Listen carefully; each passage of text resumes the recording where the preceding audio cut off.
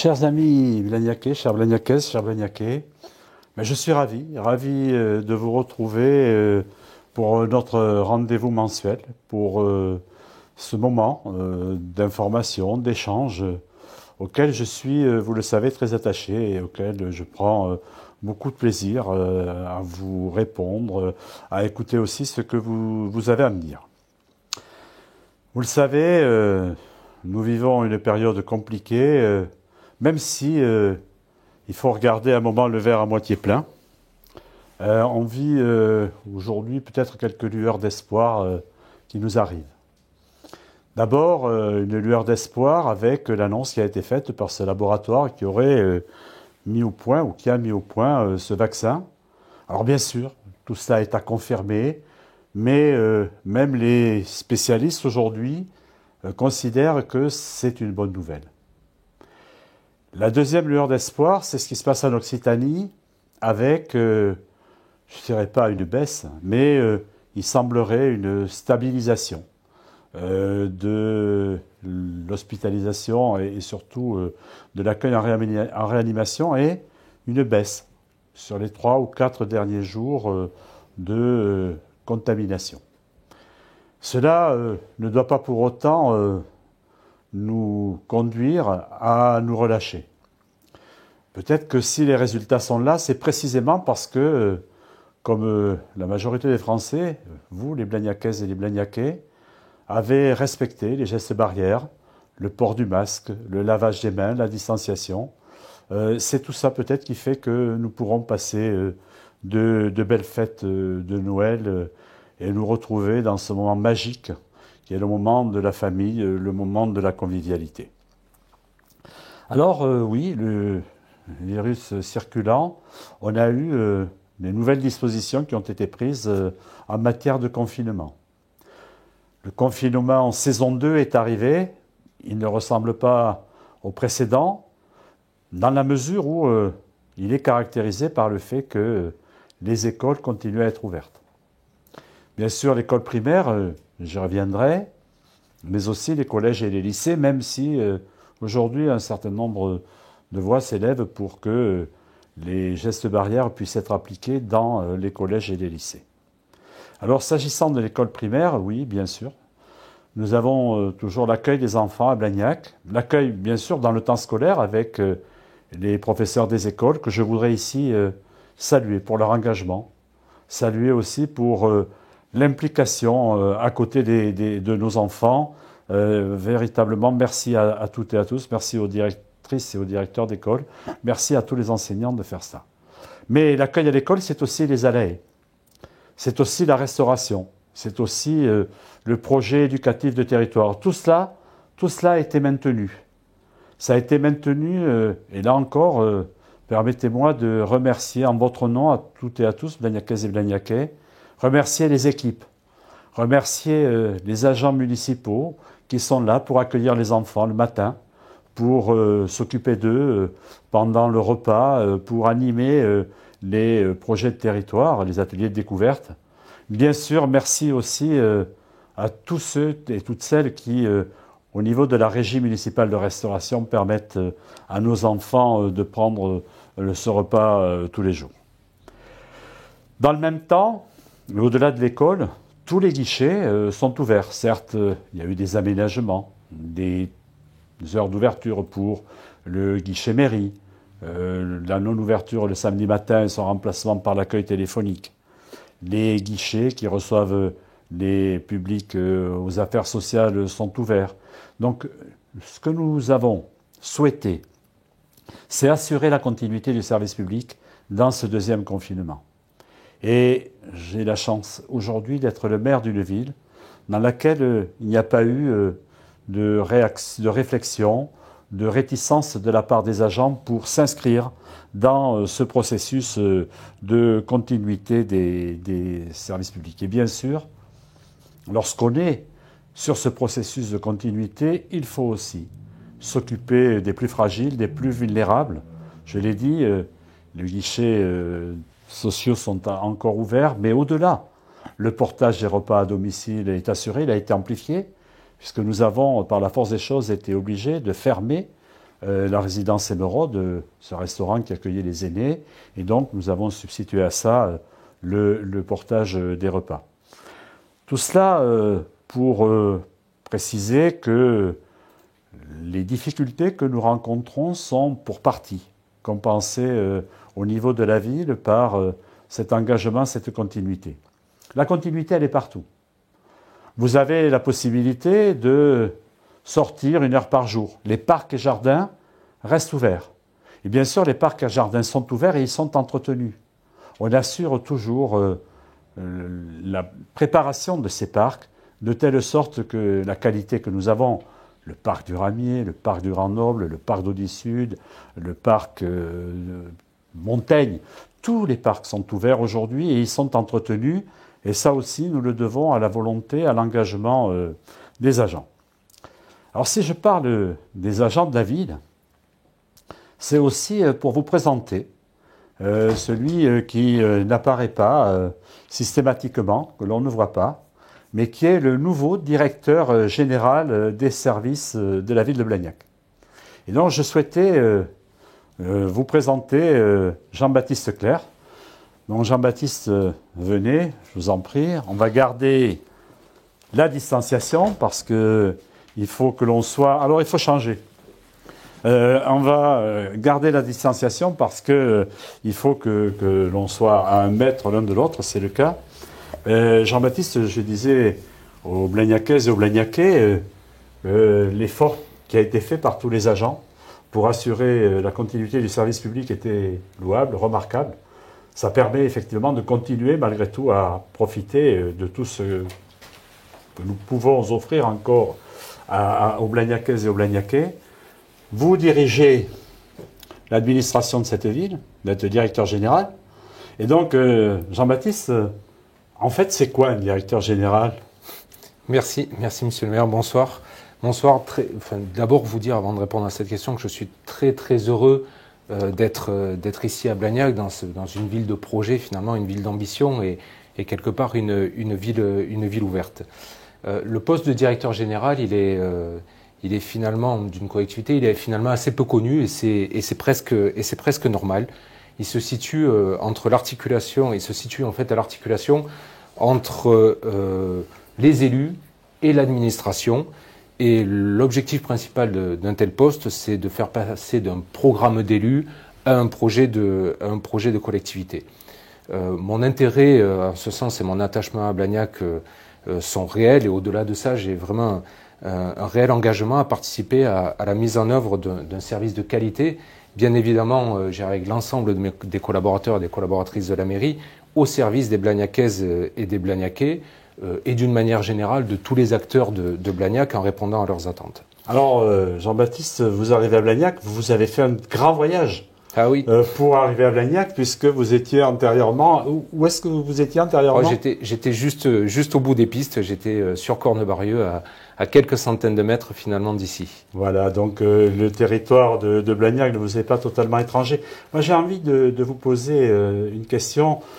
On entend parfois des sortes d'idées reçues, des rengaines sur les fonctionnaires, ils ne seraient pas efficients, il faut que ce soit le privé qui fasse parce qu'on n'est pas efficace dans les collectivités. Qu'est-ce que vous répondez à ça?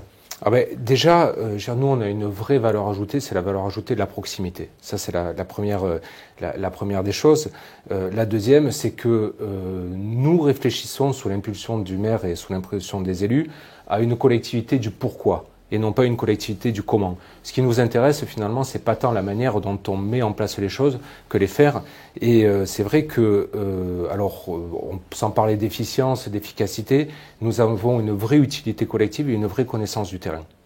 Écoutez, je pense que ça va rassurer les Blagnacais de savoir que l'on est dans cet engagement. Votre façon, vous, de manager, votre vision du management, parce que vous êtes aussi... Finalement, bon, certes, on dit c'est le maire, le patron de l'administration, mais celui qui est aux manettes, c'est vous. C'est quoi votre vision du management de ces équipes? Alors, le management, je dirais, c'est une vision qui finalement ne appartient pas qu'à moi. Et je dirais que ma définition du management, je suis allé la chercher chez un philosophe français qui est Michel Serres. Et quelque part, quand il va rechercher sur l'étymologie des mots et du management, de l'autorité, manager, c'est faire grandir l'autre, c'est accroître l'autre. Et c'est en développant ces types de théories et en pouvant les rendre pratiques qu'on va réussir toutes et tous ensemble, à générer de l'intelligence collective, générer de la pensée finalement plus que de l'obéissance. C'est plutôt que faire mieux avec moins. Ici à Blagnac, prenons le risque de faire mieux avec tous. Alors Jean-Baptiste, vous êtes là depuis le mois d'août. Oui. Aujourd'hui, quel regard vous portez sur ces équipes de la ville de Blagnac? Alors j'étais très très agréablement surpris par la qualité, à la fois la qualité, la technicité, l'expertise qu'on pouvait trouver dans les services de Blagnac, mais alors à n'importe quel niveau de la collectivité, c'est assez impressionnant cette force de frappe en termes de qualité. Et par l'engagement, vous l'avez dit tout à l'heure, monsieur le maire, j'irai dans cette période de crise sanitaire, il y a un très fort engagement et un vrai attachement des agents municipaux de Blagnac à pouvoir rendre un service de qualité et continu aux Blagnacaises et aux Blagnacais, et sur tous les domaines, sur les domaines de la petite enfance, de l'enfance, de l'éducation, jusqu'aux populations les plus défavorisées, ou alors de cas de solidarité avec les seniors. Merci Jean-Baptiste. Je pense que maintenant, les Blagnacais vous connaîtront un petit peu mieux. Je sais que vous aurez l'occasion aussi de les croiser, de les rencontrer. Merci. Avec grand plaisir. Merci. À bientôt. Bien, alors maintenant, le moment est celui de la réponse à vos questions. Et donc, j'ai une question de Romy Rogido qui me fait part d'un cambriolage survenu chez elle. Vol de vélo, mais même si la police municipale est intervenue, les voleurs n'ont pas été retrouvés. Cher Romy, d'abord, je comprends, et je sais ce que c'est, parce que j'ai moi-même été victime de cambriolage, ce sentiment qu'on a, un peu de dépossession, de voir quelqu'un pénétrer chez soi, c'est toujours extrêmement difficile à vivre. La question de la sécurité à Blagnac, elle est posée. Je dirais, si elle n'était posée qu'à Blagnac, nous trouverions des solutions. Elle se pose partout. Alors oui, il y a un travail qui est fait aujourd'hui, un travail d'intervention permanente de la police municipale, un travail qui se fait aussi en relation avec la police nationale, mais nous sommes confrontés aujourd'hui à un certain nombre de difficultés à Blagnac. Vous n'ignorez pas qu'après le squat des Amandiers, nous avons aujourd'hui le squat de la rue Velasquez. Bien sûr, ce sont des migrants, ce sont des personnes qui sont en souffrance, mais en même temps, ce n'est pas une qualité d'accueil digne de la France qu'on peut leur proposer quand ils viennent en infraction investir un lieu.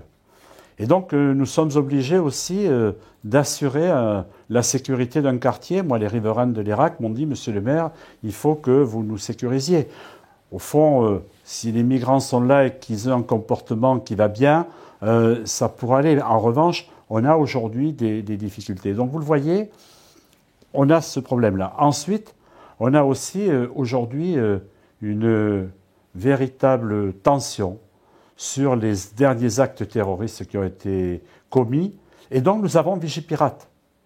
Donc, vous voyez aujourd'hui que les forces de l'ordre sont invitées sur plusieurs terrains.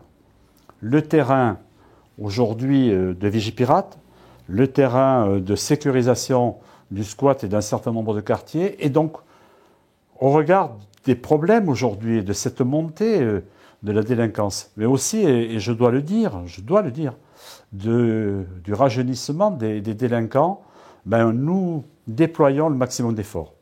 J'ai travaillé ce matin avec le directeur général que vous venez de voir et la police municipale à l'organisation, la préparation de la mise en place de la brigade canine. C'est un engagement que j'ai pris devant vous pendant la campagne et nous allons le mettre en place. Alors bien sûr, mettre en place une brigade canine, ce n'est pas aussi simple. Et la brigade que je souhaite mettre en place, ce ne sera pas une demi-brigade, ce ne sera pas un coup de com', c'est véritablement un processus dans lequel je souhaite m'engager. Donc, Romy, je comprends. Et je comprends aussi que vous ayez souhaité m'interroger sur cette question.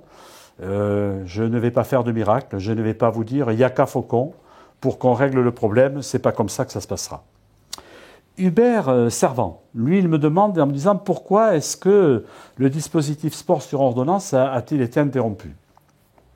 Alors Hubert, en fait, nous l'avons interrompu parce que nous avons considéré que les éducateurs sportifs qui pouvaient participer à ça étaient aujourd'hui, devaient être prioritairement mis à disposition des enfants dans les écoles pour assurer le PEDT, pour assurer tout ce qui est parascolaire. Et donc, dès lors qu'ils sont pris par le périscolaire, ben oui, il y avait la difficulté à ne pas pouvoir organiser le travail de sport sur ordonnance dans de bonnes conditions. Et donc, plutôt que de faire les choses à moitié, j'ai préféré décider de reporter, parce que c'est qu'un report, ce qui va se faire dans ce dispositif. Camille Nilman, elle me dit que la société Indigo qu'on trouve à Toulouse, pourquoi elle n'est pas à Blagnac? Alors bien sûr, les choses sont en route. Hein. Indigo, c'est Vélo Toulouse et c'est aussi les scooters qui sont à disposition, les scooters électriques.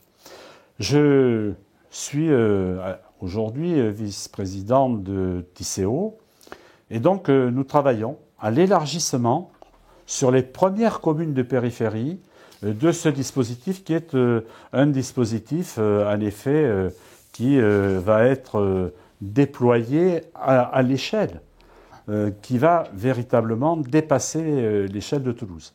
Et donc notre démarche, notre processus, c'est d'essayer d'obtenir le plus vite possible. C'était prévu 2021, il y a eu le Covid, il y a des difficultés et des ralentissements liés au Covid. Et donc, je pense qu'au début 2022, nous devrions être en mesure d'avoir au moins sur Blagnac l'extension du service Indigo avec l'ensemble des dispositifs qui vont avec. Donc voilà, il me semble en effet, alors j'ai répondu je crois aux questions qui m'ont été posées. Voilà, moi j'ai ces 3 questions. Alors peut-être il y en a d'autres pour lesquelles j'ai déjà apporté des réponses dans mes interventions précédentes. Et donc je voudrais évoquer maintenant avec vous un autre sujet, évoquer une autre question. Nous nous sommes engagés au cours de la campagne à passer de la démocratie participative à la démocratie coopérative. Et donc, on va essayer d'expliquer tout cela. Bien sûr, il y a plusieurs dispositifs qui concernent la démocratie coopérative. C'est un tout. L'originalité de cette démarche, elle vient de tout ce que l'on a entendu pendant la campagne, des discussions que j'ai pu avoir, que mes collègues aussi ont pu avoir avec les Blagnacaises ou les Blagnacais. Et qu'est-ce qu'on a observé? On a constaté que les Blagnacaises et les Blagnacais étaient prêts à s'investir sur des sujets qui leur tenaient à cœur, sans forcément avoir un engagement général, mais de s'investir sur des sujets qui leur tenaient à cœur, ou bien s'investir pour leur quartier. Et donc, on a construit un processus qui est un processus complet, avec plusieurs dispositifs à l'intérieur. Et bien sûr, pour piloter tout ça, il fallait un adjoint. L'adjoint à la démocratie coopérative, à la démocratie participative. Et cet adjoint, c'est M. Fouad Barrar, que je suis heureux d'accueillir ce soir. Bonsoir, Fouad. Fouad, tu vas bien? Bonsoir, monsieur le maire. Oui, très bien, merci. Bonsoir à toutes et à tous. Alors, Fouad, j'ai expliqué donc notre objectif, notre volonté, notre démarche, c'était de s'inscrire dans la démocratie coopérative. J'ai expliqué que c'était le résultat et le fruit aussi de nos rencontres avec les Blagnacaises et les Blagnacais. Tout à fait. Lorsque nous sommes rencontrés, tu m'as dit, mais moi, je crois vraiment qu'il faut qu'on passe à ce stade. Qu'est-ce qui te pousse vers cette idée d'aller vers la démocratie coopérative? Alors, très bonne question. Pour ceux qui ne me connaissent pas, j'ai fait partie donc des précédents conseils de quartier, la précédente mandature. Et donc, à travers ce cheminement, j'ai pu voir donc, ce qu'était la démocratie coopérative, enfin en tout cas à l'époque, et avec des réflexions avec les habitants, les précédents membres des conseils de quartier, nous avons réfléchi et on a retenu, je dirais, 3 évolutions majeures à apporter aux précédents conseils de quartier en termes d'application. La première, c'est que, comme vous disiez tout à l'heure, beaucoup d'habitants veulent faire partie de ces instances.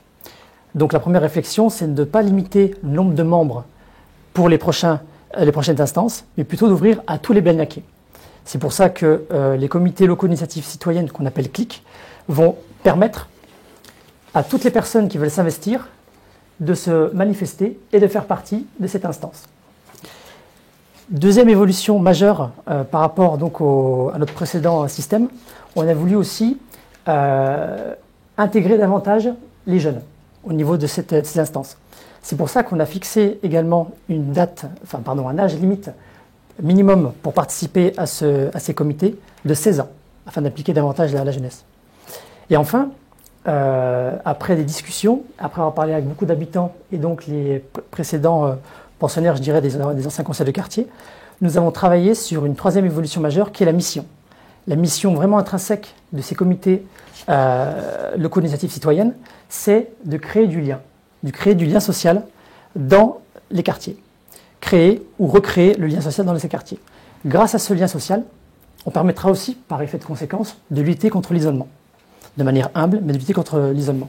Surtout en cette période de confinement qui fait qu'on retrouve cette situation un peu plus poussée. Alors ça veut dire qu'un Blagnacais qui est dans un quartier qui dit tiens, moi j'aimerais m'occuper de l'animation de ce quartier.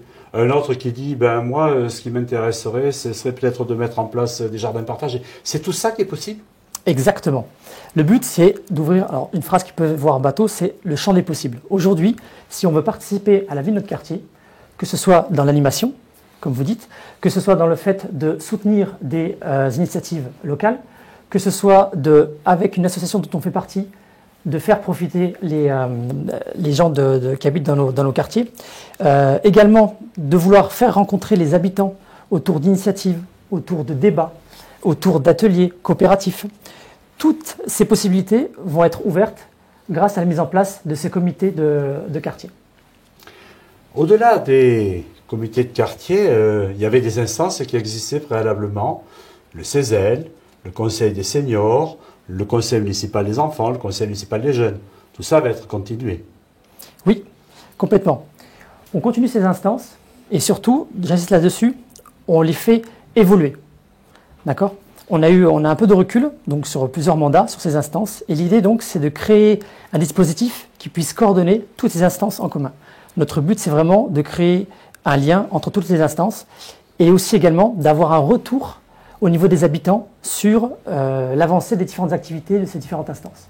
Donc le CESEL est aussi, maintenu, mais il y a une nouveauté. Alors je crois que c'est un peu court ce soir pour en parler, mais il faudra que vous reveniez, cher Fouad, pour en parler, c'est cette idée des citoyens associés. Et c'est quoi en fait pour vous un citoyen associé ou un groupe de citoyens associés ? Juste comme ça parce qu'on y reviendra. Alors, pour moi, le citoyen associé, le groupe des citoyens associés, qu'est-ce que c'est ? Ce sont des personnes qui veulent s'investir également dans la vie, non pas de leur quartier, mais de la ville. L'échelle n'est pas la même. La municipalité va lancer de grands projets, va donc faire des appels à projets auxquels vont pouvoir répondre des groupes de citoyens qui auront travaillé, qui veulent travailler sur cette problématique, sur cette initiative qui va avoir un rayonnement local et municipal. Bon, juste je donne 2-3 thématiques pour les premiers lancements. Le premier gros projet, c'est ce qu'on appelle le plan vélo. Ça va être donc de réfléchir, repenser toute la circulation à vélo, mais pas que, mode doux, et également en lien en parallèle avec le plan de déplacement au niveau Blagnac pour 2021. Une autre thématique, le développement durable, par exemple. L'un des projets aussi sur lequel on tient beaucoup, à partir de l'année prochaine, ça va être une réflexion avec un groupe de citoyens associés pour pouvoir travailler sur l'échelle municipale du zéro déchet et du recyclage. Et enfin, une troisième thématique, ça va être d'associer, comme je le disais tout à l'heure, notre vœu, c'est d'associer un maximum les jeunes, d'avoir un projet à l'échelle de la ville avec un groupe de jeunes porté également sur le développement durable. Écoutez, je pense que ça correspond à l'engagement que nous avions pris ensemble. Vous le portez, donc vous l'avez compris, la démocratie coopérative, ça n'est pas simplement quelque chose qui est une idée en l'air, mais ça va avoir des dispositifs concrets. Alors à partir de quand, puisqu'on a le clic ici, à partir de quand les citoyens peuvent commencer? Comment ça va se dérouler après? Alors, à partir de quand? À partir d'aujourd'hui, je dirais même de la semaine dernière, nous avons commencé via les réseaux sociaux à poster justement un formulaire avec les différentes informations pour pouvoir candidater et postuler.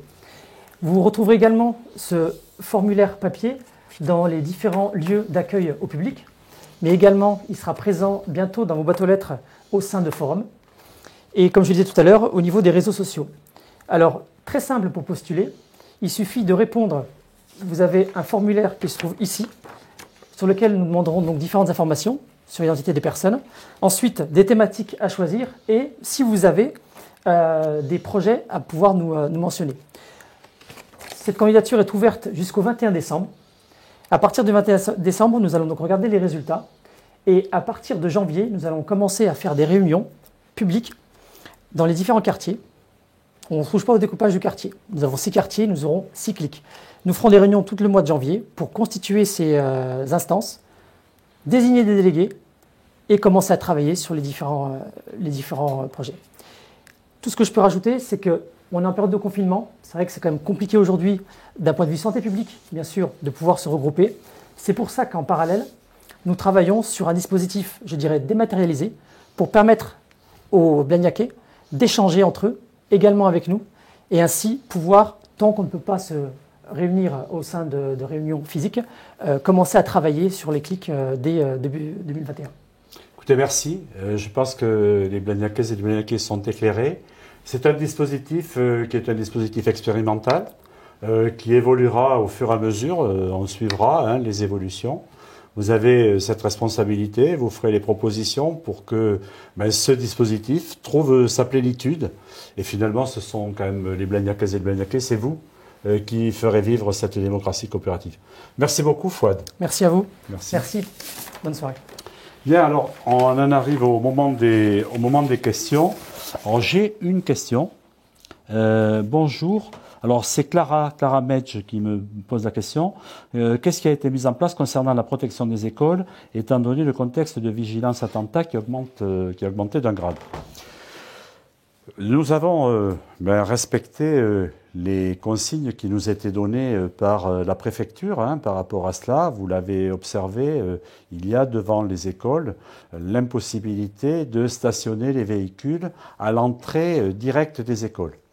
C'est vrai qu'on s'est posé la question de dire mais est-ce que finalement on interdit le stationnement sur tous les accès? Et là on s'est dit mais on va créer encore plus de confusion et peut-être créer encore plus de risques parce qu'il faut bien que les parents puissent déposer les enfants. Et donc pour éviter de multiplier ces risques, on a donc cantonné l'interdiction de stationnement à ce qui était l'accès immédiat à l'école. Mais parallèlement, la police municipale est présente, alors pas forcément sur toutes les écoles tout le temps, mais la police municipale est présente et nous avons demandé que la police nationale fasse aussi un certain nombre de rondes à proximité des écoles. Pour l'instant, et j'espère que les choses vont perdurer, ça se passe plutôt bien, les parents sont compréhensifs, même si c'est un peu compliqué, parfois d'être obligé de se garer un peu loin pour accompagner le petit ou la petite à l'école. Mais globalement, les choses sont bien acceptées. Je regarde, pour l'instant, je n'ai pas d'autres questions. Donc c'est vrai qu'elles arrivent un peu aussi au fil de l'eau, c'est pour ça que je prends le temps d'y répondre. Avant de vous quitter, chers Blagnacaises, chers Blagnacais, je voudrais vous dire que Noël approche. Nous ne pourrons pas cette année faire le marché de Noël. Mais il y aura les marchés de plein vent qui seront organisés le week-end précédent, qui seront aussi organisées le jour de Noël. Et nous allons somme toute essayer de donner un peu un air de fête avec un accompagnement musical. Nous ne pouvons pas faire d'animation. Ce que nous aurions souhaité, nous ne pouvons pas. Mais nous avons aussi choisi de marquer ce moment magique qu'est Noël en lançant les illuminations comme on les lance toute l'année. Nous avons aussi, nous avions la coutume, et c'était très attendu, d'organiser le repas des aînés, où nous recevions sur 2 jours autour de 1400 personnes qui venaient déjeuner et puis participer à ce moment de convivialité, ce moment festif. Nous ne pouvons pas cette année organiser le repas des aînés. J'espère que, bien sûr, ce ne sera qu'une parenthèse dans ce dispositif. Mais, en contrepartie, nous avons décidé d'offrir à chaque Blagnacaise et chaque Blagnacais qui est éligible au repas des aînés un colis qu'ils pourront venir retirer. Les inscriptions sont déjà parties. On a déjà reçu plus de 1500 inscriptions. Et donc, nous compensons, comme nous pouvons, les impossibilités d'organisation des dispositifs plus traditionnels. Nous ne pouvons pas oublier nos aînés. Nos aînés sont eux qui ont fait Blagnac, c'est eux qui ont construit l'histoire de Blagnac. Et dans ce moment où, d'ailleurs, on les montre un peu du doigt aussi, dans le cadre de la pandémie, non.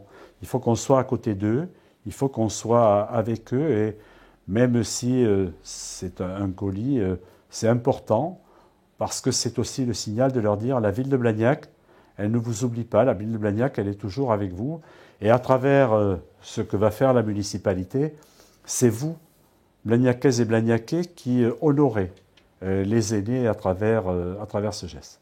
Voilà, je pense que le timing est à peu près respecté. Dans tous les cas, merci à celles et ceux qui ont suivi ce live, à celles et ceux qui le suivront peut-être en différé. Je vous donne rendez-vous le mois prochain et c'est à ce moment-là, j'espère, que nous pourrons avoir les modalités de la suite qui sera donnée à une pandémie dont on peut tous espérer qu'elle ralentisse avant de s'arrêter. Je vous souhaite à toutes et à tous une bonne soirée. Merci de votre écoute.